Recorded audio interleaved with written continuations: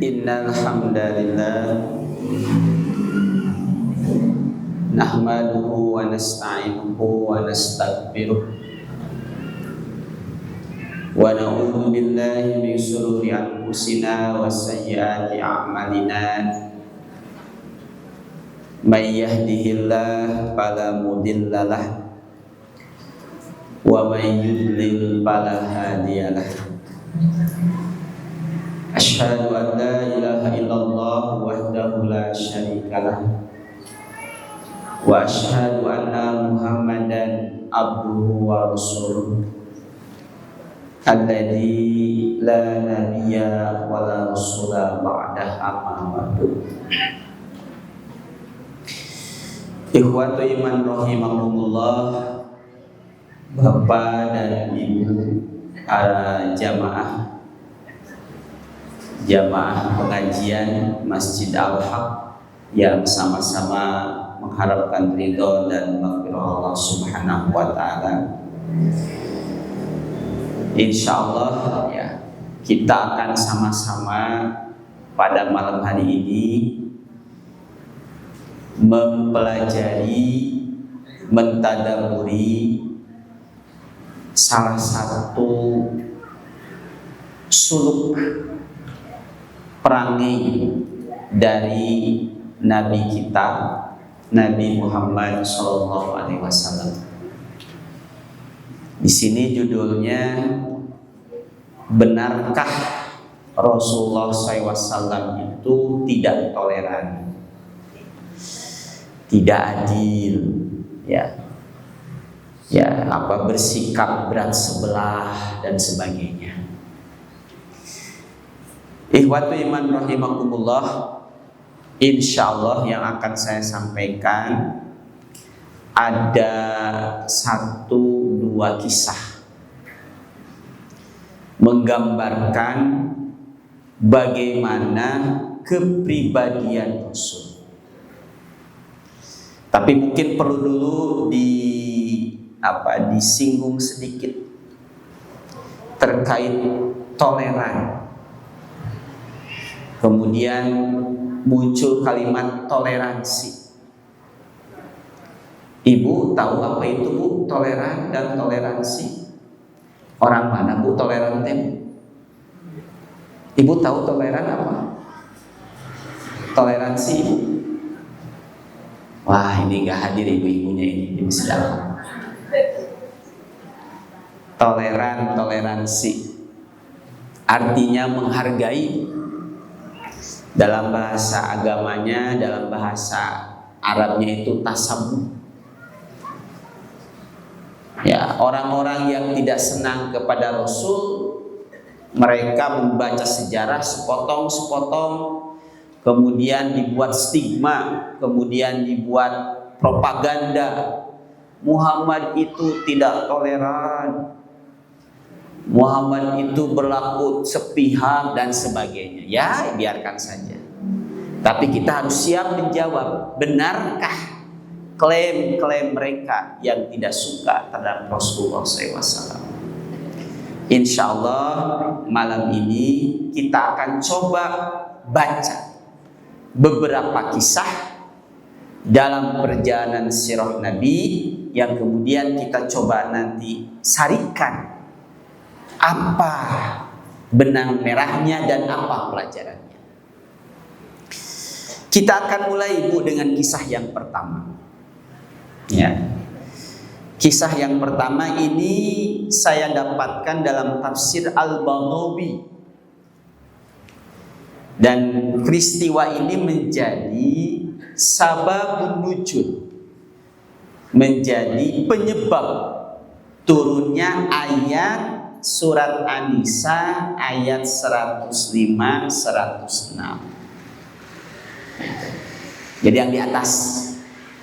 Nah, itu yang di atas, Bu. Di sana ada surat An-Nisa 105-106. Nah, sebelum itu turun, itu ada kisah ternyata. Kisahnya ini. Ini mohon maaf tidak keburu diterjemahkan, ya, tapi saya akan terangkan sekarang saja. Jadi begini, Ibu, Bapak, kisah ini.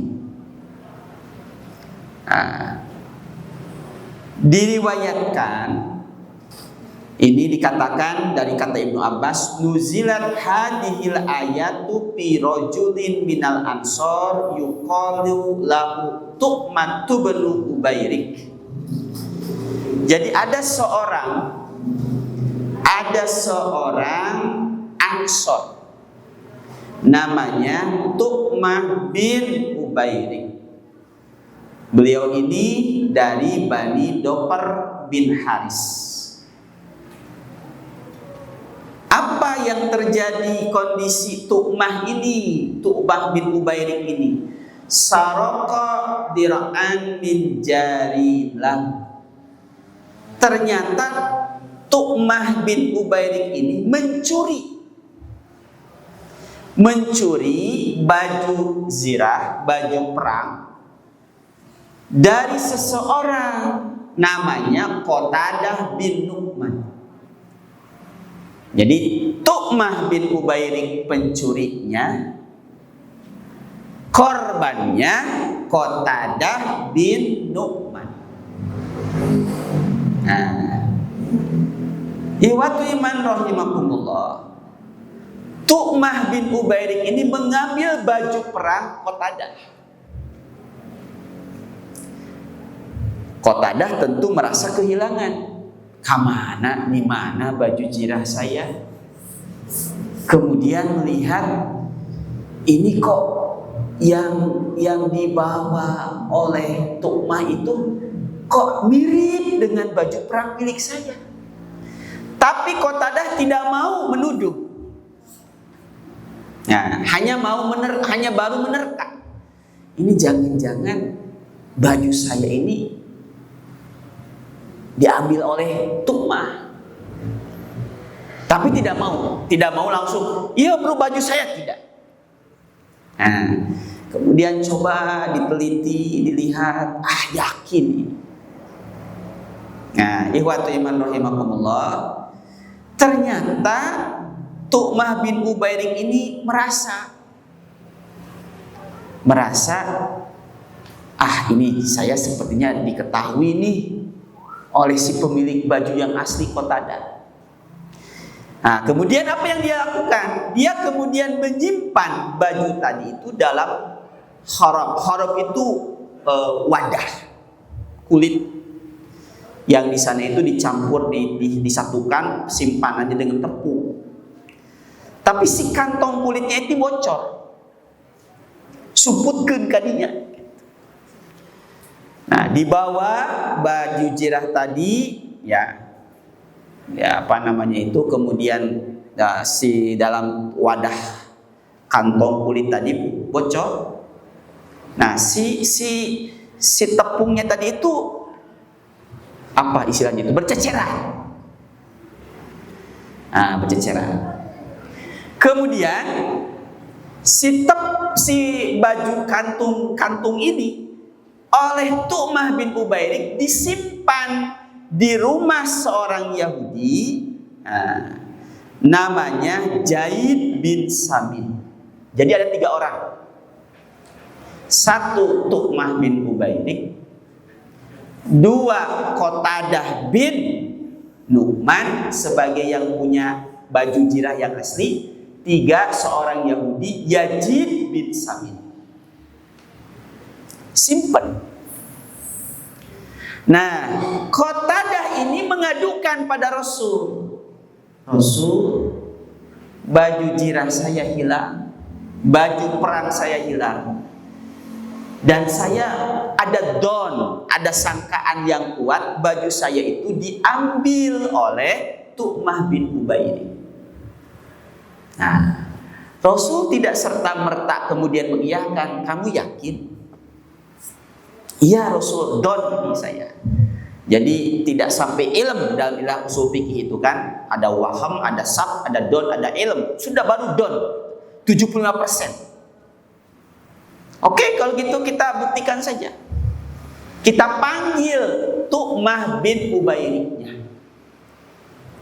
Nah, ceritanya dikonfrontir. Ini saya akan terangkan langsung saja Bapak Ibu ya, tidak menerjemahkan perkata dari hadis ini. Kemudian dipanggil tuh, dikonfirmasi. Tumah, apakah kamu benar baju jirah yang ada di rumahmu yang diketahui oleh Qatadah itu adalah milik Qatadah? Kata Tumah, siapa yang mencuri? Tidak, saya tidak mencuri. Langsung dengan sangat pede mengatakan, saya tidak mencuri baju jirah milik Qatadah bin Nu'man. Kalau tidak, kita cek rumahnya. Dilakukan penggeledahan. Ada tidak, Bu? Tidak ada. Kenapa tidak ada, Bu? Karena sudah dipindahkan. Oleh siapa dipindahkannya? Oleh Tumah. Karena dia sudah merasa, wah, ini saya bakal ketahuan ini. Oke. Digeledah, tidak ada. Nah, kan kata Rasul juga, ini kan tidak ada, Anda sudah menuduh ini. Aduh, ini kenapa? Tapi tidak, saya yakin. Tempo hari, ya kemarin saya lihat itu yakin ya, persepsi dari Qatadah itu yakin baju saya. Perhatikan ini ya, bentuknya, kemudian ada ciri khusus, ini baju saya. Dan itu dibawa oleh Tumah ke rumahnya. Pas kemudian dilakukan penggeledahan, dicek tidak ada. Oh, ini Tumah merasa di atas angin. Merasa di atas angin. Silahkan cek rumah saya. Geledah silahkan. Dan tidak ada. Karena memang sudah dipindahkan. Nah, kemudian nyeletuk begini, iwat iman ibu-ibu. Tumah ini. Sebentar, kamu itu nyari baju jirah? Iya. Kalau tidak salah, ada tuh orang Yahudi yang kamu sebutkan ciri-ciri baju seperti itu. Siapa? Yazid bin Samin. Dia tuh yang mencuri. Nyeletuk begitu. Bagi Qatadah ragu. Karena yang Qatadah lihat ada di Tumah. Tumah ngomong begitu. Nah, coba cek dulu. Nah, akhirnya karena ini pihak yang dilaporkan memberikan kesaksian begitu, harus diperiksa dulu. Coba panggil Yazid, seorang Yahudi. Dipanggil tuh Yazid bin Samin ini. Yazid, apakah Anda memiliki baju jirah di rumah? Ya. Punya Anda bukan? Ya, iya milik saya. Ada berapa? Nah, gitu. Ya, ada satu, punya saya. Coba geledah, pas digeledah ada milik dia dan ada yang satunya lagi. Ini punya siapa? Kaget luar biasa. Loh, kenapa ada ini di rumahku? Nah, langsung terkonfirmasi. Barang bukti ada, kesaksian ada. Dua barang bukti cukup menjadikan sebagai apal ibu karena bagian hukumnya. Ibu apal bagian hukumnya. Kalau sudah ada dua barang bukti minimal bisa diangkat menjadi tersangka. Tiga pihak. Pertama, korban Qatadah bin Nu'man. Suspek pertama Tu'mah bin Ubairik. Suspek kedua Yazid bin Samin. Dari dua tersangka ini yang berat siapa? Yazid bin Samin. Gak bisa mengelak. Mau mengelak bagaimana? Barang bukti ada. Yang kedua, ada kesaksian dari Tu'mah bin Ubairik. Nggak salah saya lihat itu baju kamu itu, wahai Qatadah, ada di rumah Yazid. Pas dicari ke rumah ternyata benar. Mau mengelak bagaimana? Ini barang buktinya ada. Kesaksian dari orang lain ada. Nggak bisa mengelak. Kalau ibu, kalau bapak jadi hakim, kira-kira nanti yang akan jatuh hukuman kepada siapa ini? Kepada yajib. Ikhwatu iman, ayahnya punya gitu. Lempar batu, sembunyi tangan. Itu Yazid bin Samin olohok we bu. Olohok apa bahasa Indonesia nya? Melongo. Kenapa sampai ada benda ini di rumah? Siapa ini? Rasul saat itu menjadi hakim. Rasul saat itu menjadi hakim. Bagaimana putusan Rasul? Melihat di sini, ikhwatu iman rahimakumullah, baris yang terakhir. Pahamma Rasulullah sallallahu alaihi wasallam ayu aqibal yahudiyah. Rasul menjadi ham. Ham itu ragu-ragu. Bagaimana ini? Kok kenapa perasaanku ini kok tidak enak begitu? Kalau menggunakan logika hukum sudah clear, yang salah siapa bu? Yazid bin Samin. Barang bukti ada, kesaksian ada. Yang bebas itu siapa tuh? Tu'mah bin Ubairik. Tidak ada barang bukti ketika dilakukan penggeledahan dan tidak ada saksi. Itu cuma klaim saja dari Qatadah. Saya kira oleh dia baru satu, nggak bisa dijadikan tersangka. Tapi kalau Yazid bin Samin dua, kesaksian Tu'mah bin Ubairik dan barang bukti ada, lemah posisinya. Secara hukum, kalau kasus ini terjadi hari ini, maka hakim akan menjatuhkan hukuman Yazid bin Samin adalah pelakunya. Tapi bagaimana dengan Rasul? Rasul tidak tergesa-gesa. Rasul tidak tergesa-gesa. Rasul meminta waktu, dan ternyata ketenangan Rasul, tenang Rasul itu, justru itu menjadi wasilah turunnya Jibril membawakan wahyu surat An-Nisa 105-106. A'udzu billahi minasyaitonir rajim.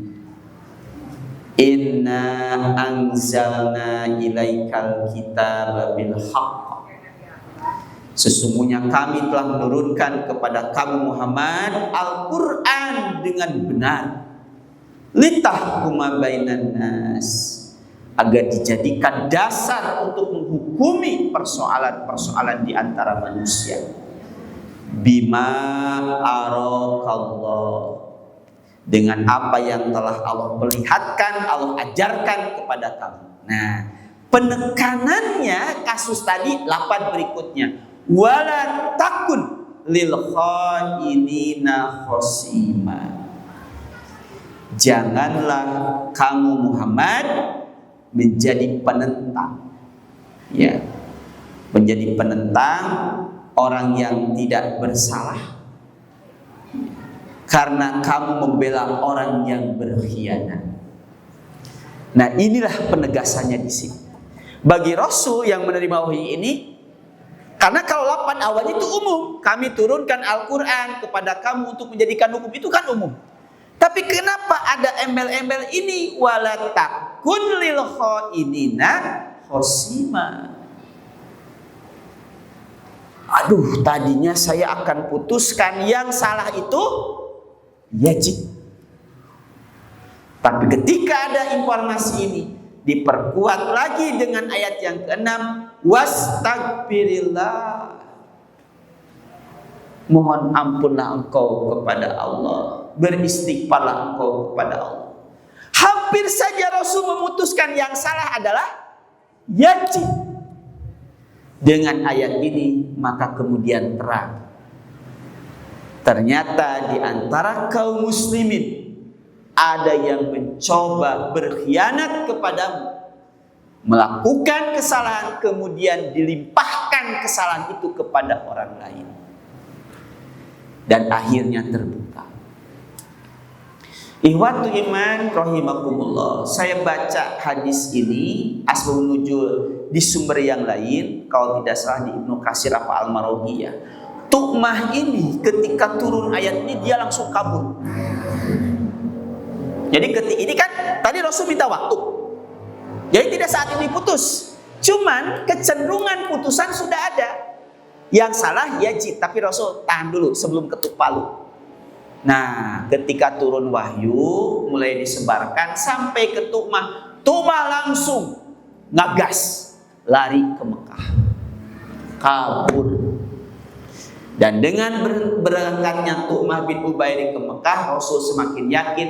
Berarti siapa pelakunya, Bu? Dia pelakunya. Lempar batu sembunyi tangan. Yang melakukan kesalahan, yang mencuri itu bukan Yazid. Tapi Yazid tidak bisa membela diri. Kenapa? Buktinya ada. Kesaksian Tu'mah ada. Bagaimana saya membela diri? Ini buktinya ada. Baju jirah Qatadah ada di rumah kamu, mau bagaimana? Akhirnya pasrah Yazid ini. Tapi ternyata Allah memberikan keadilan kepada Yazid yang melakukan kesalahan, yang telah melakukan pencurian. Itu adalah Tu'mah, dan itu diperkuat dengan Tu'mah kabur ke Mekah. Dan saya baca dalam riwayat akhirnya Tu'mah ini melakukan hal yang sama di Mekah. Mau deui berarti buah-buah tukang naon ya, pencuri kalau begitu dia itu. Dan itu dalam satu riwayat, dia ketika mengintip salah satu korban di balik benteng, bentengnya roboh, menindih badannya sampai dia mati. Na'udzubillah min dzalik. Nah, ibu bapak, apa peristiwa ini korelasinya dengan judul? Tu'mah ini seorang muslim sebelum dia kemudian diketahui pelaku.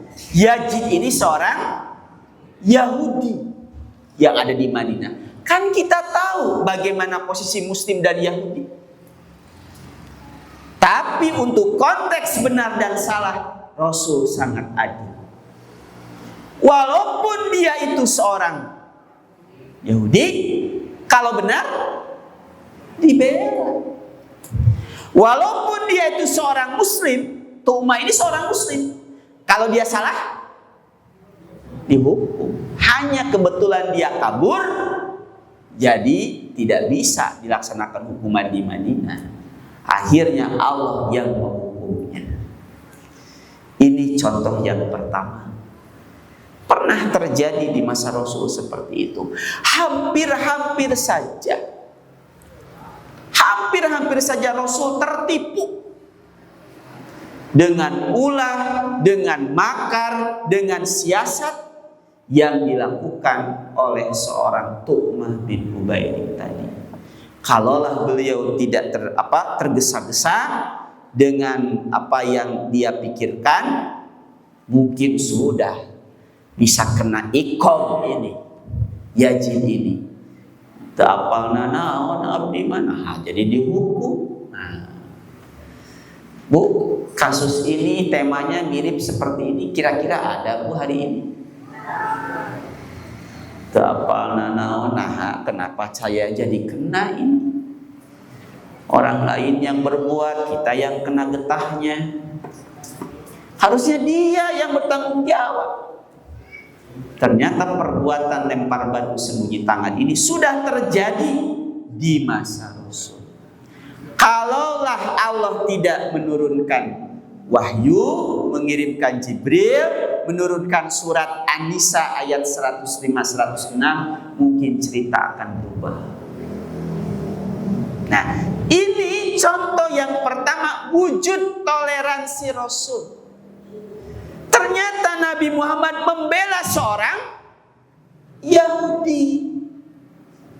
Seorang Yahudi dibela oleh Nabi Muhammad. Mungkin selintas, kenapa sih kok Yahudi dibela? Lah kalau dia benar, masa harus terus mempertahankan kaum muslimin yang salah? Nah, ini pelajaran penting buat kita. Siapa bilang Nabi itu tidak adil kepada manusia? Siapa bilang Rasulullah itu sepihak kepada kaum muslimin saja? Kalau memang salah, wayahna. Ya resiko kalau salah. Anda salah, walaupun Anda muslim, kena sanksi. Mereka musuh, dalam tanda kutip ya, Yahudi ini musuh. Ya, wayahna. Ya apa? Karena benar, dilindungi. Nah, ini kisah yang pertama. Jadi terjawab klaim-klaim yang macam-macam terkait Rasulullah itu. Tidak. Kemudian yang kedua, ikhwatu iman rahimakumullah. Kisah yang kedua ini dialami oleh sahabat dekat Rasul.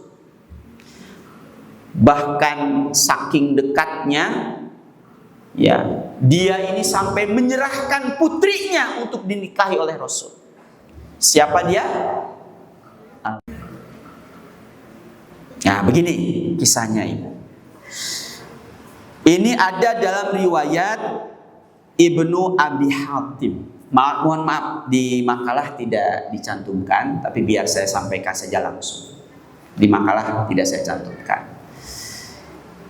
Hadis ini terkait dengan sama itu menjadi penjelasnya itu nanti Al-Quran. Surat Ali Imran ya, ayat 181. Itu nanti koneksinya ke sana, korelasinya ke sana. Jadi begini Ibu, yang Bapak, yang kedua ini. Kata Ibnu Abbas, kan ini dari sahabat Ibnu Abbas, dakhala Abu Bakrin As-Siddiq radhiyallahu an Baitul Madaris. Jadi waktu itu Abu Bakar ini sedang, ya mungkin sedang berjalan-jalan di Madinah. Kemudian masuk ke sebuah lingkungan. Nah, lingkungan ini tempat berkumpulnya orang-orang Yahudi. Dikatakan dalam hadis di sini, di sana itu unas kasiran qadistama'u, ya, unasun Yahud, ya orang Yahudi berkumpul, qadistama'u ila rajulin minhum, yang berkumpul waktu itu mengelilingi seseorang. Jadi ada kerumunan orang Yahudi. Abu Bakar ditinggal, dilihat ini aya naon tukang obat gitu, sedang menjajakan obatnya. Wah, kita pas dilihat, oh ternyata ada seseorang yang sedang dikerumuni. Yuqalu lahu Pinhas. Nah, mungkin pernah dengar ya Bu ya? Kisah Pinhas pernah dengar Bu? Jempling dari itu ayah ibu-ibu ya di Masjid Al-Haq ya. Kemarin ini ibu-ibu. Namanya Pinhas. Siapa Pinhas ini?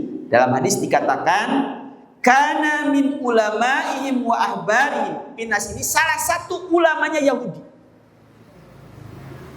Nah, waktu itu Pinhas ini ditemani oleh sama-sama rahib. Namanya kalau dalam riwayat Ibnu Abi Hatim ini namanya Asya. Namanya Asya. Jadi Pinhas dan Asya dikerumuni oleh orang-orang Yahudi. Nah, Abu Bakar lewat, kemudian tidak sengaja mencuri dengar, ngupingkeun, mencuri dengar. Aya naon, ada apa ini? Terdengar. Ternyata Pinhas ini sedang melakukan doktrinasi. Kepada orang-orang Yahudi. Nah, dengan mengatakan berbagai macam. Di antaranya, kalian harus tahu kenapa kalian ini mengikuti Muhammad. Jangan mau mengikuti Muhammad. Kenapa tidak boleh mengikuti Muhammad? Karena Tuhan Muhammad itu fakir. Tuhan Muhammad itu miskin. Masa dalam kitab sucinya disampaikan intuk bidullaha qardan hasanah, barang siapa yang berikan pinjaman kepada Allah maka akan diberikan nanti berlipat ganda. Masa Allah membutuhkan pinjaman? Berarti kalau ada yang membutuhkan pinjaman, mengisyaratkan orang itu miskin. Intuqridullah qardan hasanan fayudha'if. Itu kan jelas itu dalam kitab sucinya. Siapa yang memberikan pinjaman kepada Allah, menerjemahkannya secara letterleks. Terus yang kedua, Muhammad itu bodoh. Muhammad itu, kalian ini kalau mengikuti Muhammad sama dengan mengikuti keledai. Muhammad itu tidak bisa baca, tidak bisa tulis, masa kalian ikuti? Jadi dilakukan doktrinasi. Wah, mereka ketawa-ketawa. Abu Bakar mendengar. Jadi ocehan, cemoohan, hinaan Pinhas ini langsung terdengar. Cek paribasa Sunda nama tenginjem celi, tenginjem panon. Terdengar oleh telinga ini, terlihat oleh mata ini, dia ngomong begitu. Nah, ketika itu tentu ibu dan bapak paham bagaimana kepribadian personality dari Abu Bakar. Abu Bakar itu sangat wise, bijak, lemah lembut.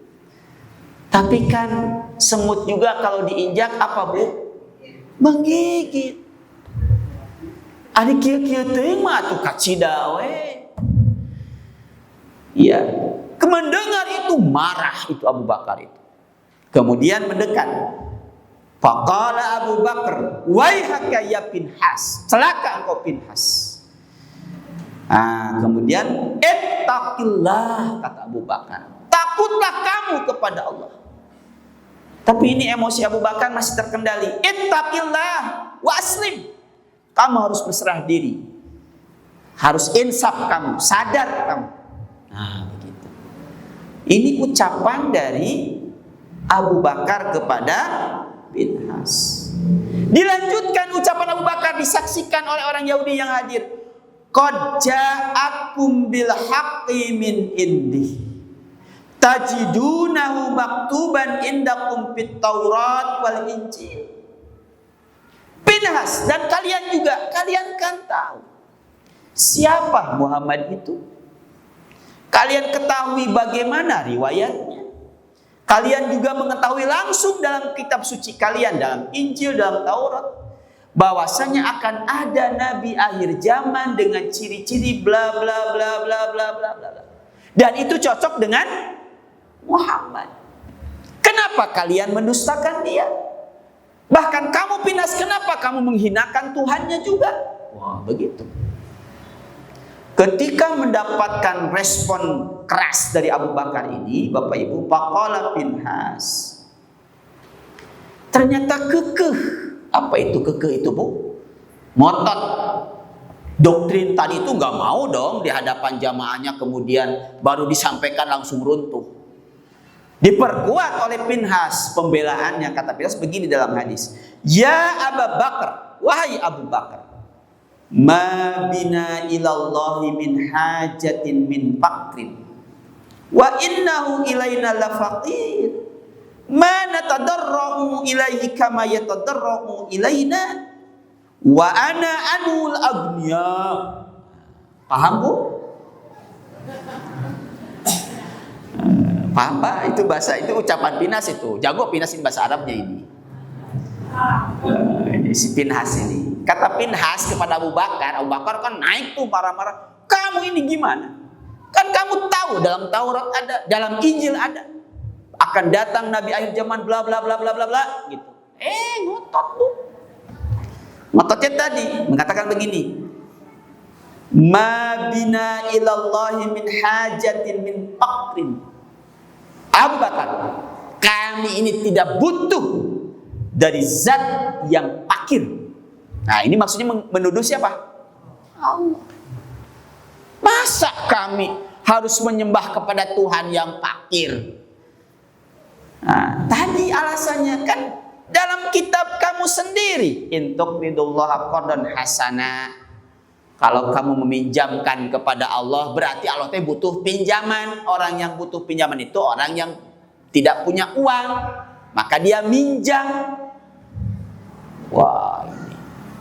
Kemudian dilanjutkan, mana tadarru ilaih, kami tidak mau tadarru, merendahkan diri, di depan Tuhan yang pakir itu seperti yang dilakukan oleh Nabimu Muhammad. Wah, ini mulai ke Muhammad sekarang dipersekusi.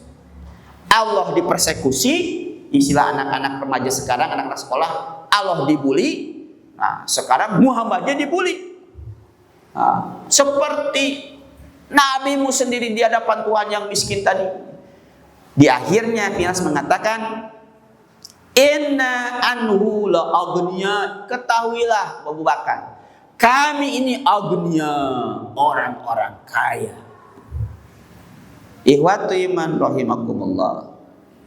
Mendengar itu, bagaimana Bu respon Abu Bakar? Langsung Bu ngalayang tah. Nah Bu, ya ini apa Bu? Beret Bu. Dalam hadis dikatakan, kemudian Abu Bakar menonjok, memukul, cekuk wajah Pinhas. Des. Tenepi kakaon teu nganu mayan we hejo gitu. Ditepukul di dalam hadis. Ya, ini marah. Pagodoba Abu Bakar radhiyallahu an wa daraba wajha Pinhas darban syadidan. Dipukul satu kali pukulan tapi sangat keras. Wah, gitu tah. Terus gitu, sampai hijau. Sampai berdarah. Nah, terus apa? Kan ramai Bu. Nah, Abu Bakar sendiri ini Yahudi semua. Mau mengeroyok Abu Bakar, kata, stop. Udah, biar. Ternyata ini pintar. Udah, biar. Loh, kenapa dibiarkan? Kita kan banyak. Udah. Karena ini rahimnya, pemimpinnya, turut semuanya. Ternyata membiarkan tadi ada maksud.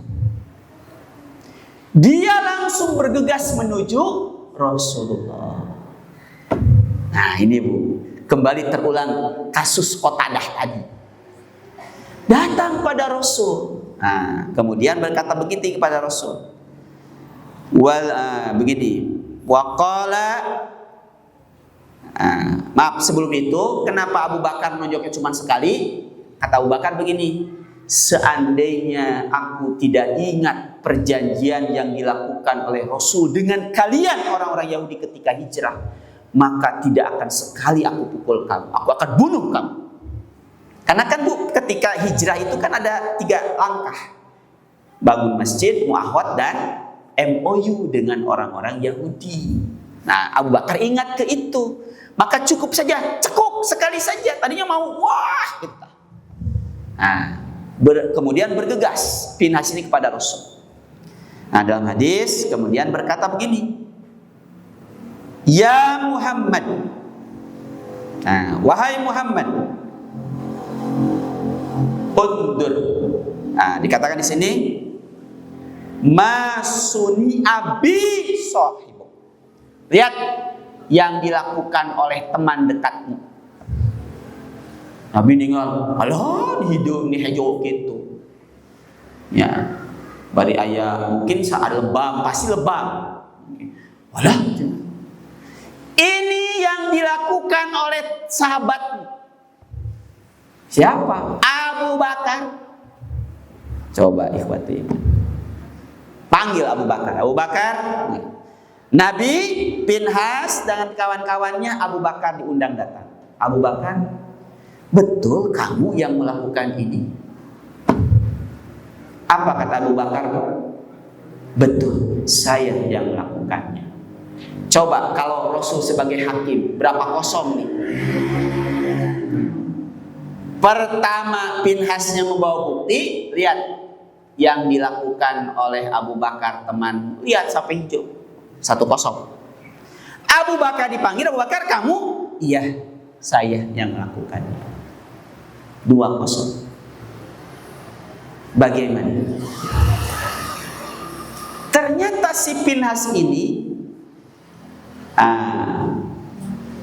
kemudian begini berkata, tentu Rasul akan memeriksa dengan adil. Emang kamu Pinhas kenapa? Maaf, kepada Abu Bakar dalam hadis. Abu Bakar, kenapa kamu pukul dia? Kenapa? Begini Rasul, aku ini lewat, ke tempat mereka yang sedang berkumpul. Ternyata aku dengarkan, Masya Allah, jangankan engkau, Allah pun dipersekusi, disebut fakir. Aku sebagai orang yang beriman tidak ridho. Engkau dihina, Allah dihina, maka inilah buah, aku pukul dia. Ketika mendengarkan kesaksian Abu Bakar, kemudian Rasul konfirmasi, Pinhas, itu kesaksian Abu Bakar, betul begitu? Jawaban Pinhas di luar dugaan. Ma qultu dalik. Begitu. Itu abdi mata nyarios gitu. Coba kalau ibu di posisi Abu Bakar. Abu Bakar memberikan kesaksian, dia itu saya pukul karena dia itu menghina engkau, dia itu menghina Allah, mengatakan Allah itu fakir. Pasti konfirmasi ke Pinhas, Pinhas, bener kamu ngomong gitu? Duh, kak, seneng. Itu nyarios tanah. Bagaimana ibu? Kalau ibu di posisi Abu Bakar, karena Abu Bakar tidak punya bukti. Kalaulah dulu ada YouTube, beren direkam lagu YouTube teh, atau ayah rekaman rekaman anak, beren mau bisa mengelak. Abu Bakar punya bukti apa? Dia sendiri. Sementara Pinhas dengan kawan-kawannya tentu bersekongkol. Ditanya yang lain, nyacna duka, wah beki we Abu Bakar teh. Bagaimana bu posisi Rasul? Abu Bakar sudah 3-0. Pinhas membawa bukti, lebam wajahnya. Abu Bakar sendiri mengakui perbuatannya. Yang ketiga, ketika kesaksian Abu Bakar diangkat, dinafikan oleh Pinhas dan dikuatkan oleh yang lain. Tidak, Pinhas tidak berkata apa-apa. Itu Abu Bakar saja. Akon-akon, akon-akon teh mengada-ngada. 3-0. Kalau Bapak jadi Rasul, kira-kira apa putusannya? Siapa yang akan kena hukuman? Abu Bakar. Abu Bakar, Pak, ini sudah 3-0 ya. Aduh, eta Abu Bakar, Bu. Abi mencoba mengimajinasikan diri menjadi Abu Bakar. Gusti, tercukup eta ditonyok sakali. Ayeuna sekarang di depan Rasul ngomong begitu? Tidak, aku tidak mengatakan begitu. Ma qultu dalik dalam bahasa kul. Ma qultu dalika. Kata Pinhas, aku tidak ngomong begitu. Itu mah Abu Bakar saja. Datang tiba-tiba ke tempat kami, cukup. Alah itu. Dan diaminkan oleh yang lain. Rasul bingung. Membela Abu Bakar. Abu Bakar sendiri yang mengakui, saya pukul wajahnya. Mau bagaimana? Sudah pasti dari Pinhas membawa wajah lebam, disaksikan oleh yang lain. Dan ternyata pukulan tadi tanpa sebab. Versi Pinhas. Rasul galau.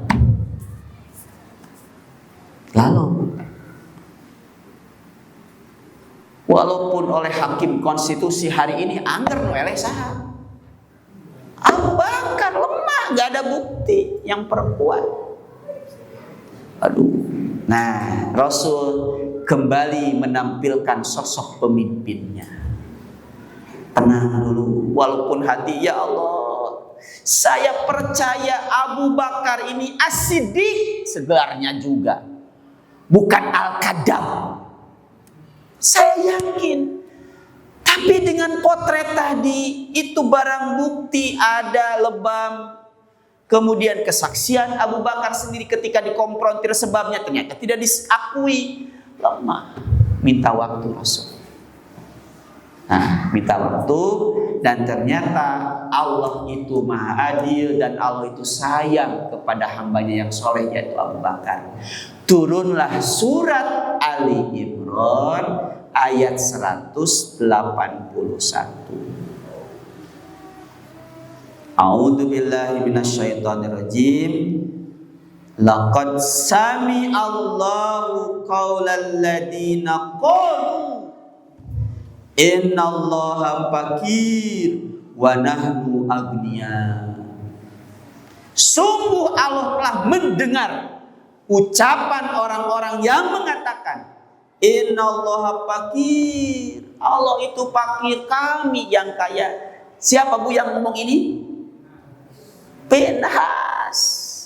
Pinhas ngomong, ada saksinya orang-orang Yahudi, termasuk Abu Bakar. Kata Allah, Allah mendengar. Ketika turun ayat ini, Rasul langsung, mane salah. Kamu yang salah. Sudah begitu dengan turun wahyu ini, nggak bisa berkelak. Ini Allah yang mengatakan, kamu yang telah memfitnah Abu Bakar. Nah, dalam konteks ini, karena yang benar seorang muslim Abu Bakar dibela, Isa lebat. Nah, Bu, Pak, ini dua kisah. Poinnya yang ingin saya sampaikan, Rasul itu sosok yang bijaksana. Walaupun ada kasus tidak tergesa-gesa, periksa dulu. Istilah kita hari ini tabayun dulu, klarifikasi dulu.